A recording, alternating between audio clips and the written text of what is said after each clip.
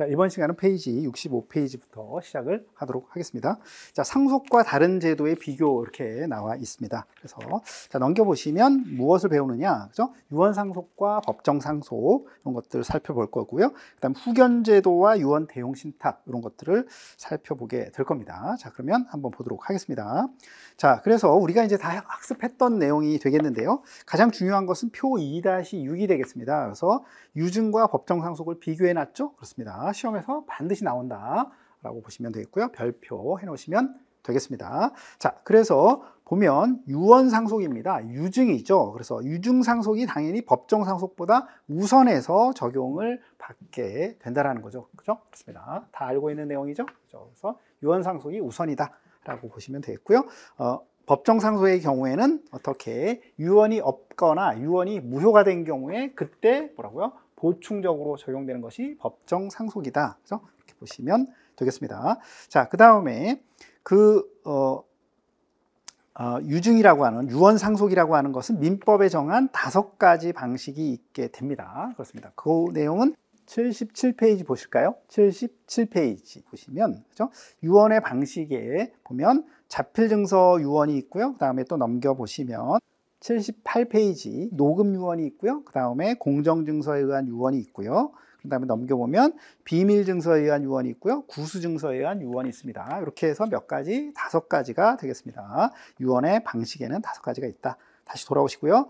그렇게 되고, 그런 다음에 법정상속에서는 뭐예요? 당연히, 그죠? 어떻게, 우리가 봤던 것처럼 단순 승인, 상속 포기, 한정 승인을 할 수 있게 되는 것이고요. 모두 재산을 상속하는 거죠. 그렇습니다.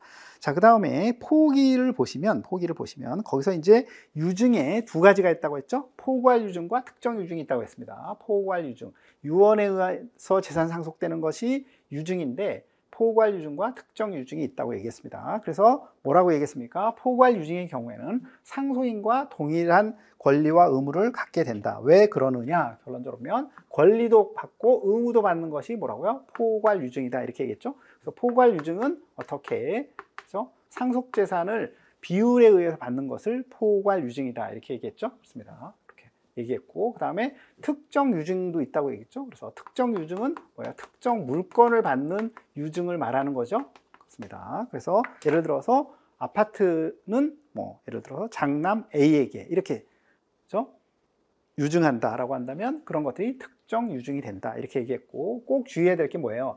특정 유증의 경우에는 권리만 받고 의무는 받지 않는다라고 얘기했죠. 그래서 이 내용이 너무 중요하다, 그죠? 이런 내용이 나와 있습니다. 그러면서 이제 좀 더 구체적으로 들어가 보면, 그죠? 그래서 거기 보시면 포괄 유증의 경우 상속인과 같은 절차를 거쳐서 포기가 가능하다. 그 얘기는 뭐예요? 상속 포기를 하려면 상속 개시가 있음을 안 날로부터 3개월 내에 뭐라고요? 포기를 해야 되잖아요. 그러니까 똑같이 포괄 유증의 경우에는 그런 상속인과 동일한 권리, 의무를 갖기 때문에 그렇게 포기해야 된다는 거예요. 이해되셨죠? 그죠? 그렇습니다. 그렇게 얘기했고, 그 다음에 또 일반적으로 우리가 유증이라고 얘기할 때는 특정 유증을 얘기한다라고 얘기를 또 드렸을 겁니다. 그렇습니다. 자, 그렇게 되고, 그런 다음에 그래서 특히 여기에 내용이 중요하다. 그래서 이 경우에는 포괄 유증의 경우에는 어떻게 상속인과 동일하게 그죠? 일정 고려 기간 내에, 한마디로 고려 기간 내에 포기해야 한다. 그죠? 그렇습니다. 고려 기간 내에 포기해야 되는 것이고, 그다음에 특정 유증의 경우에는 유언자 사망 후 언제든지 포기가 가능하다. 그죠? 그렇습니다. 특정 유증의 경우에는 언제든지 그냥 포기가 가능한 거예요. 그죠? 포기 가능하다.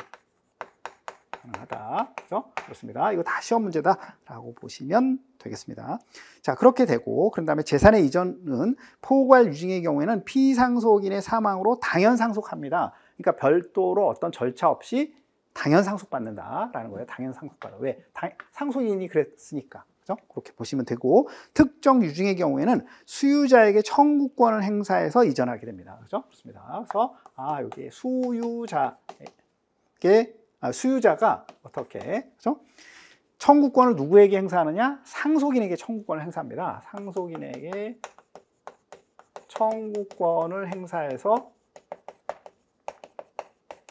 청구권 행사를 통해서 받는 것. 이게 바로 뭐야? 특정 유증이 되겠습니다. 그래서 지금 이 내용 다 중요합니다. 너무너무 중요하고요. 반드시 알아두셔야 되겠습니다. 그다음에 법정 상속을 우리가 봤던 그런 내용이 되겠네요. 그래서 여기서는 반드시 포괄유증과 특정유증을 구분할 수 있어야 한다라는 것이 너무너무 중요하다 말씀드렸습니다.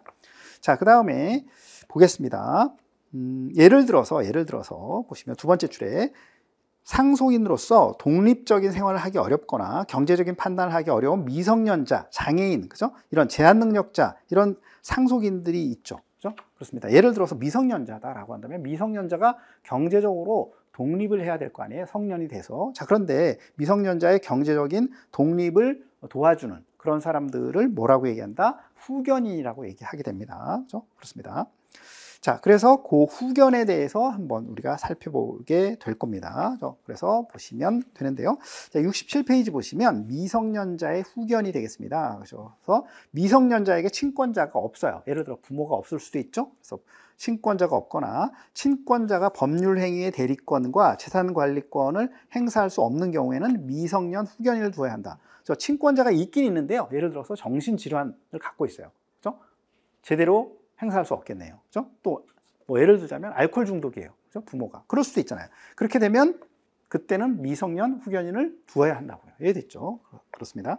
자, 미성년 후견은 친권자의 유언에 의한 지정 또는 법원에 의한 선임으로 게시가 된다. 유언으로 미성년 후견인을 뭐 예를 들어서 누구로 지정하겠다. 가능하다는 거예요. 당연히. 그리고 그렇게 하거나 아니면 그런 것이 유언에 없으면 법원에 의한 선임으로 게시가 됩니다. 자, 가장 중요한 것 중에 하나가 뭐냐면 미성년 후견은 한 명만 둘 수 있어요. 그죠? 시험에 아주 이게 잘 나오는 부분입니다. 미성년 후견은 뭐라고요? 한 명만 둘 수 있다. 한 명만 둘 수 있다. 그죠? 다시 한번 강조합니다. 미성년 후견인은 그죠? 2명 안 돼요. 딱 한 명만이에요. 한 명만 둘 수 있다. 한 명만 둘 수 있다. 꼭 알고 계셔야 되는 내용이 되겠습니다. 자, 후견인의 업무, 일종의 후견인의 업무는 이제 보호자 역할을 일종의 하는 거죠. 그래서 재산 관리나 신상 관리를 하는 것이 바로 후견인이 되겠습니다. 그래서 미성년 후견인은 당연히 뭐예요, 그죠? 취임을 하게 되면 어떻게 재산조사, 목록 작성, 기타 뭐 이런 것들을 하게 되고, 그죠? 그래서 미성년자에게 친권자가 없는 경우에는 어떻게, 그죠? 뭐예요? 재산보호를 위한 사무를 처리하게 됩니다. 그런데 미성년자에게 친권자는 있어요. 자, 그런데 그 친권자가 대리권이나 재산관리권을 행사할 수 없어요. 그죠? 그때는 미성년자의 재산보호에 한정이 된다. 뭐 이런 정도 가볍게 보시면 되겠습니다. 자, 미성년 후견인인데요. 미성년 후견인이 또 잘못할 수도 있잖아요. 그죠? 그래서 그 사람을 감독할 필요도 있겠네요. 그게 바로 뭐예요? 미성년 후견의 감독이 되겠습니다. 그래서 후견 감독인을 두게 된다라고 보시면 되겠습니다. 자, 요번에는 뭐예요? 이제 성년 후견 제도가 되겠습니다. 성년 후견 제도. 자, 성년 후견 제도, 그죠? 뭐 예를 들어서 여기서 나오고 있는 것이 69페이지의 내용입니다. 후견 제도에 비교해서 성년 후견이라든가 한정 후견, 특정 후견, 그죠? 이런 경우 또 임의 후견 이런 것들이 나오게 됩니다. 그죠? 그렇습니다. 우리가 금방 생각할 수 있는 건 뭐예요? 그죠? 그렇습니다. 정신적인 어떤 제약이 있어요. 그죠? 나이가 워낙 그죠? 고령이라든가 아니면 치매라든가 그죠? 노환이라든가 이런 것들로 인해서 어떻게 사무를 제대로 처리하지 못하는 사람들에게는 일종의 보호자가 필요하겠죠. 재산을 보호해주고 그런 것들을 도와주는 보호자가 필요하겠다. 그게 바로 뭐야? 후견 제도다라고 생각을 하시면 되겠습니다. 자, 그러면 한번 67페이지 다시 돌아오셔서 한번 보겠습니다. 자, 그래서 1 보시면 질병이라든가 아니면 장애라든가 노령 이런 것들로 인해서 정신적 제약으로 사무를 처리할 능력이 부족하거나 아예 없는 그죠? 이런 피후견인의 신상관리, 재산보호를 목적으로 하는 것이 바로 뭐예요? 후견 제도다라는 것이고요. 후견인은 어떻게 법원의 절차를 통해서 선임하게 된다는 거예요. 그죠? 그래서 이게 법정 후견이 되겠습니다. 누가 정한다고요? 법원의 절차를 통해서 보시면 되겠습니다. 법정 후견이 있다. 그죠? 그렇습니다. 자, 그렇게 보시면 되겠고요. 그런 다음에 넘겨보시면 또 나오고 있는 것이 임의 후견이 되겠습니다. 그 내용이 뭐예요? 다 표 2-7의 내용입니다. 그래서 성년 후견, 한정 후견, 특정 후견 이런 것들이 이제 법정 후견이 되는 것이고 그 다음에 임의 후견도 있다. 이렇게 보시면 되겠습니다. 그래서 보시면 되는데 임의 후견이라고 하는 건 뭐냐? 그래서 68페이지 첫 번째 줄 보시면 어떻게 이런 내용이죠. 사무를 처리할 능력이 부족한 상황이 있거나 부족하게 될 상황을 대비해서 자, 포인트는 뭐예요? 부족한 상황을 대비해서 현재는 건강해요. 현재는 건강한데 내가 예를 들자면 치매를 앓게 된다라든가 이렇게 되면 정신적으로 사무 처리를 할 능력이 부족하게 될 상황을 대비해서 현재는 건강하지만 후견 계약을 지금 체결하는 거예요. 그런 것들을 내가 그때를 대비해서 치매에 따라서 어떻게 정신적으로 내지는 사무 처리를 못하게 될 때를 대비해서 하는 후견을 뭐라고 얘기한다고요? 임의 후견이라고 한다는 거예요. 꼭 알아두셔야 됩니다. 현재는 건강한데 어떤 걸 상황을 대비해서 하는 후견을 뭐라고 얘기한다고요? 임의 후견이라고 한다. 꼭 알아두셔야 되겠습니다. 그래서 어떻게 한다고요? 자신이 향후 사무처리 능력이 부족할 때를 대비해서 후견인을 미리 선정한다고요. 미리 선정해서 계약으로 정해놓는 것을 바로 뭐라고요? 임의 후견이라고 하고 임의 후견인이라고 하게 됩니다. 그죠? 이해되셨죠? 그렇습니다. 그래서 법정 후견은 현재 이미 그죠? 스스로 판단할 수 없어요. 그죠?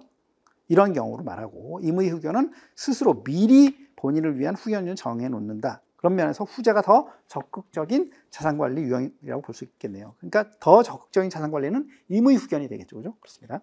자, 후견제도의 구별 이렇게 나와 있습니다. 그래서 요 내용이 두 번째 단락에 나와 있는데 그것을 잘 정리해 놓은 것이 69페이지 표가 되겠습니다. 그래서 표는 별표 이렇게 해 놓으시고요. 알아두셔야 되겠습니다. 그래서 성년 후견입니다. 한정 후견 이런 것들을 특정 후견을 보게 되면 이런 것들은 뭐예요? 정신적인 다 제약이 있어요. 그렇죠? 정신적인 제약으로 제대로 처리를 못 한다는 거죠. 그래서 성년 후견의 경우에는 정신적인 제약인데 사무를 처리할 능력이 지속적이에요. 포인트는 지속적에 딱 체크해 주시고요. 한정 후견은 뭐예요? 그것이 좀 부족해요. 부족하고 특정 후견의 경우에는 정신적 제약인데요. 그렇죠? 그런데 특정한 사무에 관한 후원이 필요할 때 특정 후견이라고 얘기해요. 자, 그러니까 지속적이면 성년 후견, 한정 후견은 부족하고 특정 후견은 특정한 사무에 관한 후원이 필요한 경우를 말하게 됩니다. 그러니까 특정 후견이라고 하는 것은 예를 들어서 주택의 매매는 그죠?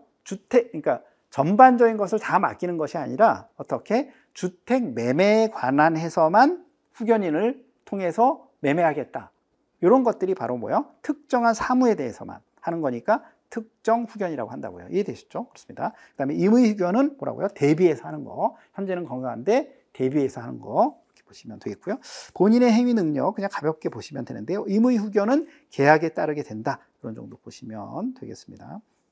자, 그래서 원칙적인 제한이라든가 기타 한번 읽어보시고요. 자, 후견인의 권한. 그래서 성년 후견의 경우에는 포괄적인 지속적으로 정신적 제약이 있기 때문에 결여되어 있기 때문에 포괄적 대리권, 취소권을 갖게 되고 한정 후견의 경우에는 법원이 정한 범위 내에서의 그런 것들이 있고 임의 후견은 뭐예요? 계약에 따른다. 현재 건강하니까 계약에 따라서 한다. 그런 정도로 알아두시면 되겠네요. 그죠?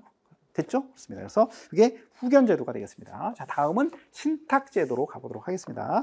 신탁제도에 이제 신탁이라고 하는 것은 여러분들이 아시는 것처럼 기본적으로 위탁자가 있고요, 수탁자가 있고요, 그다음에 수익자가 있게 되는 거죠.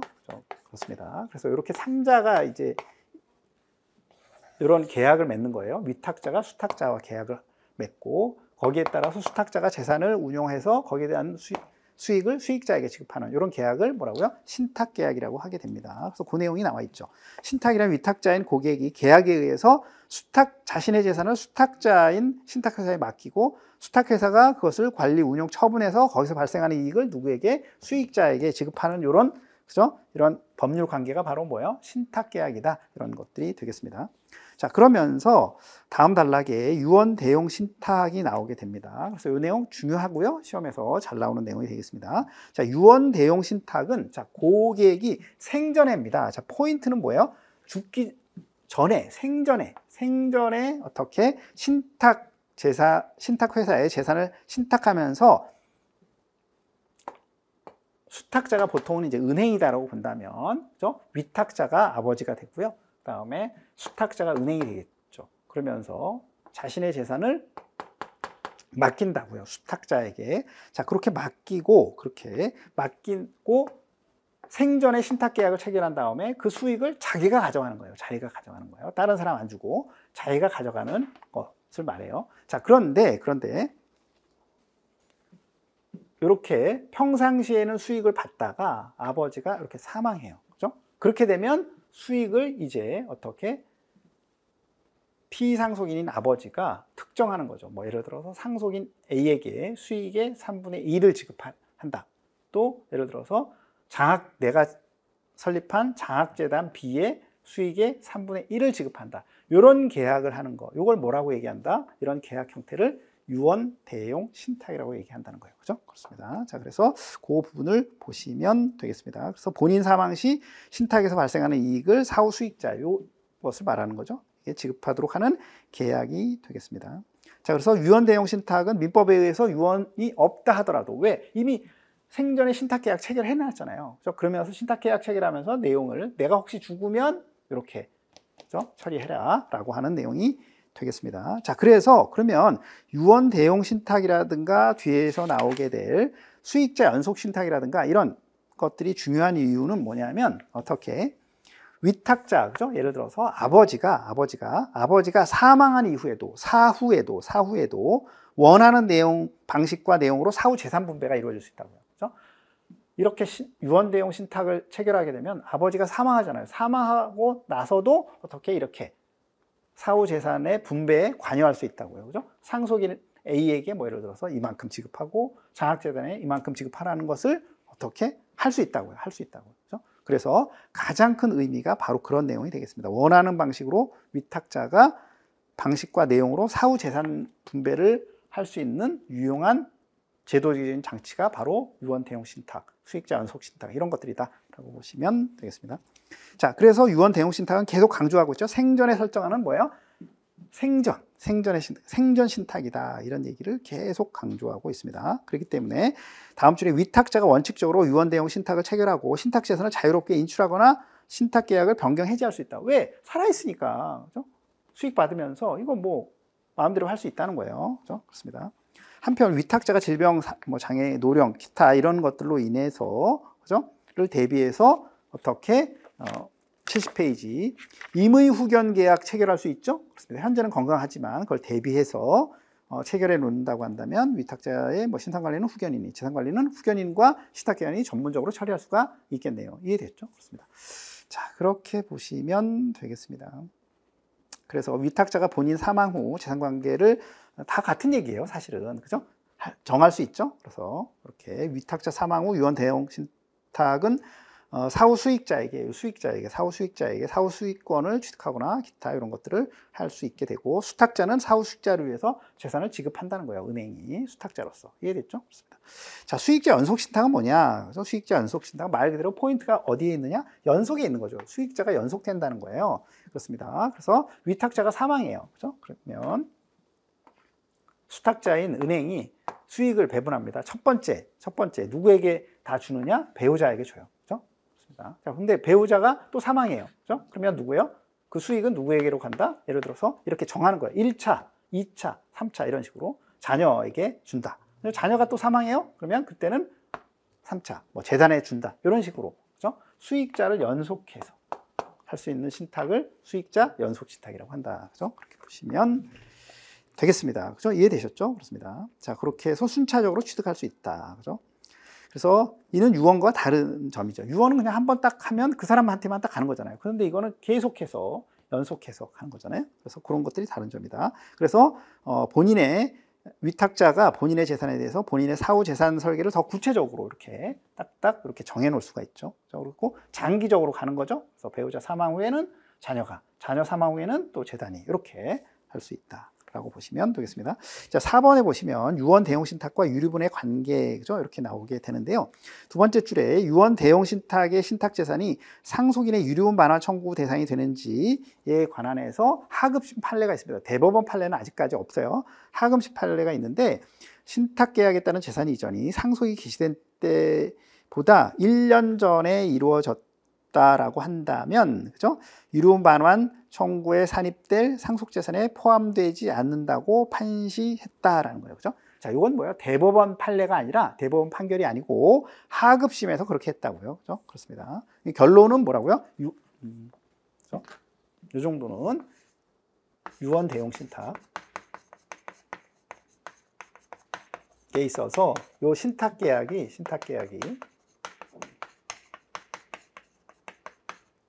신탁계약이 어떻게 상속개시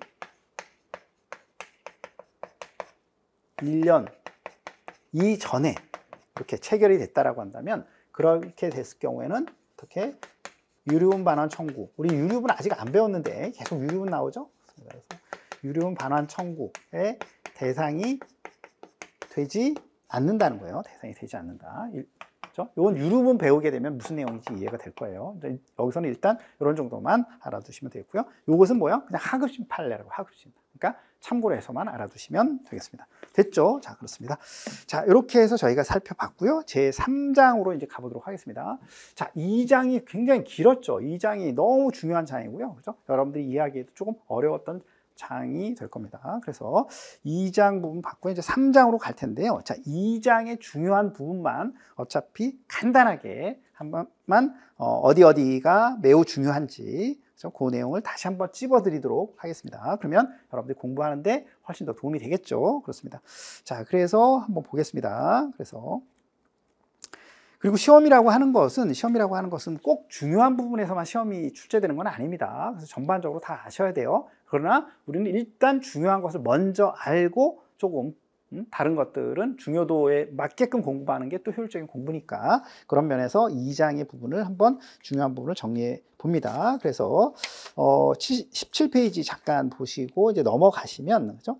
사망 유형별 상속 개시 시기, 그죠? 이렇게 나오게 됩니다. 그래서 그 위에 말씀드렸던 것처럼 제가 다 중요한 것들은 다 써드렸어요. 정리해드렸습니다. 그래서 상속재산 분할이라든가 특별수익이라든가 유류분이라든가 이런 것들은 상속 개시 시점을 기준으로 한다, 이렇게 얘기했고, 사망 유형별 상속 개시 시기에는 어떻게, 거기에서 가장 중요한 것은 동시 사망의 추정이라는 거. 그래서 18페이지, 19페이지 여기 잘 정리를 해 주셔야 한다. 그 다음에 20페이지에 동시 사망의 추정, 그렇죠? 이 상속인이 누군지 당연히 체크해 주시고요. 실종 선고 너무 중요한 내용이 되겠습니다. 그래서 보통 실종과 특별 실종, 그죠? 그 5년, 1년 요거 체크하시고, 그다음에 민법에서의 어떤 상속 개시 시기는 실종기간 만료일, 세법, 상증법에서는 실종 선고일이다, 다르다라는 거 꼭 기억을 해 주셔야 되겠고요. 상속 비용에 관한 것들 한번 중요하게 제가 다뤘던 거 체크해 주시면 되겠고요. 상속인이 되겠습니다. 그래서 상속인에 있어서 22페이지 아주 중요했던 거, 자연인만 상속인이 된다. 법인은 될 수 없고, 가장 중요한 건 뭐예요? 태아 부분 너무너무 중요하다. 그래서 그 예시 반드시 알아두시고요. 상속 결격 너무 중요하다 말씀을 드렸습니다.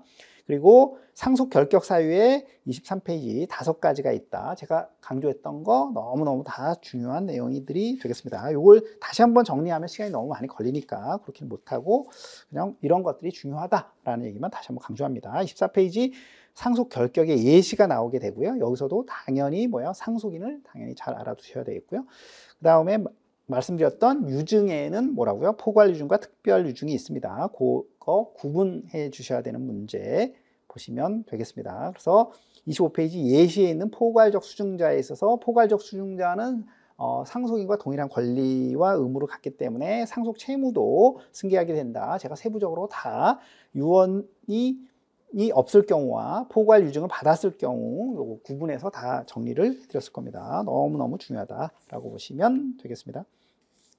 자, 그 다음에 26페이지로 가시게 되면 자연혈족과 법정혈족이 있다. 그죠? 법정혈족에는 뭐가 있다? 입양이 있다. 그런 것들을 체크해 두시면 되겠습니다. 그 다음에 상속인별 상속순위 아주 중요하다. 그래서 여기서 가장 중요한 것은 뭐예요? 결론적으로 보면 27페이지 일반양자와 친양자를 비교하는 거 너무너무 중요한 내용이 되겠습니다. 예시 또 당연히 중요한 내용이고요. 그 다음에 2순위 피상속인의 직계 존속이 되겠고요. 그런 다음에 어떻게 피상속인의 직계 비속과 직계 존속이 없는 경우에는 배우자가 단독으로 상속하게 된다 말씀을 드렸고요. 28페이지 그 다음에 3순위 있고, 그런 다음에 그 예시 잘 알아두시면 되겠습니다. 그래서 배우자의 상속순위 이미 말씀을 드렸던 내용이 됩니다. 이렇게 되고, 상속에서는 법률상의 배우자만 인정이 되게 됩니다.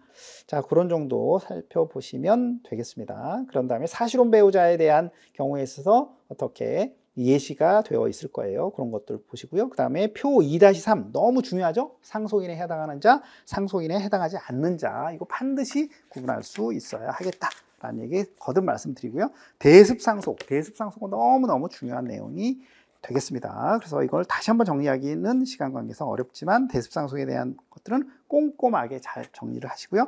특히 그죠? 대습상속의 사례 32페이지에 그 사례 보셔야 된다라고 보시면 되겠습니다. 그래서 상속인, 그죠? 정해야 상속인 알아야 될 거고요. 그다음에 법정 상속분 이런 것들 또 같이 알아두셔야 되겠습니다. 그래서 33페이지에 동시사망의 경우에도 마찬가지가 되겠습니다.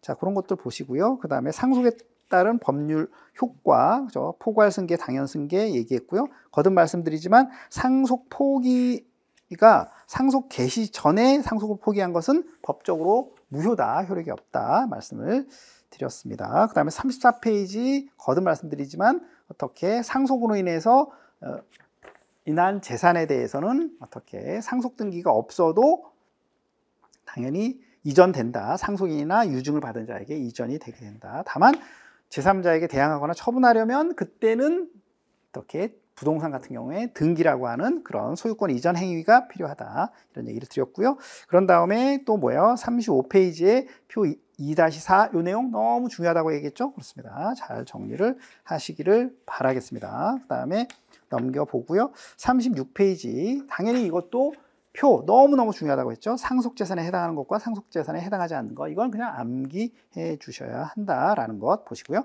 그 다음에 보험금 청구권 뭘만 보면 된다고요? 수익자만 보면 된다고 했어요. 그래서 계약자와 수익자가 같아요. 피상속인이에요. 그러면 상속재산. 그런데 상속인이 수익자라든가 수익자가 미지정됐다라고 한다면 상속인의 고유재산이라는 거 너무너무 중요하다.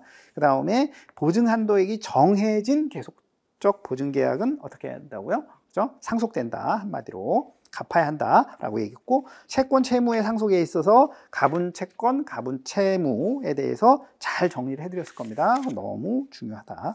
자, 그 다음에 39페이지 상속 이후에 발생한 재산 이것을 뭐라고 얘기한다고요? 상속재산의 과실이라고 얘기한다. 상속재산의 과실은 어떻게? 상속재산이 뭐라고요? 아니라 상속인의 공유재산이다. 자, 그럼으로 인해서 상속재산 분할의 대상이 되지 않는다. 뭐 이런 얘기를 드렸을 겁니다. 그 다음에 뭐 부의금, 뭐 남은 부의금 뭐 이런 것들 살펴보시고요. 그 다음에 상속재산의 확인 방법 가볍게 봐주시면 되겠습니다. 자, 그 다음에 상속분의 결정 42페이지 법정 상속분 해서 43페이지 사례 대습상속인의 상속분 당연히 구할 수 있어야 하고요. 그 다음에 특별수익, 그죠? 그 다음에 여기 다 중요합니다. 그래서 사례 44페이지, 45페이지 사례, 그 다음에 특별수익자의 범위, 이거 그냥 시험에 그냥 무조건 나올 수밖에 없는 겁니다. 그래서 이거 세세하게 얘기하면 시간 많이 소요되니까 넘어갑니다. 그래서 특별수익 너무너무 중요한 내용입니다. 다 꼼꼼하게 제가 학습했던 대로 다 정리를 해 주셔야 되고요.